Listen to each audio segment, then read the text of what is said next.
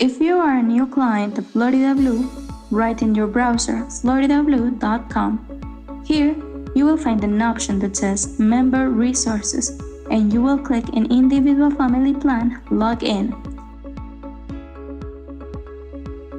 At this point, the browser is going to show you a new page.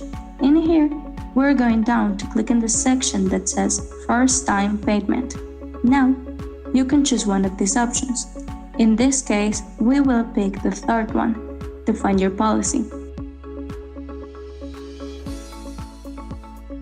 We fill all the data such as last name, date of birth, and zip code. To click in Next to select your policy.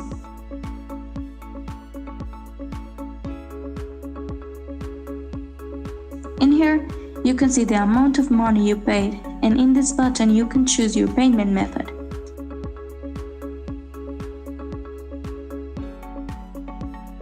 When you finish with the information, click Add.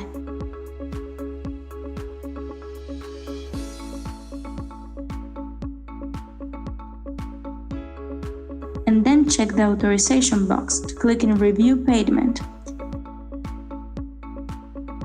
Once you see that all the information is correct, click Submit the payment to complete the transaction.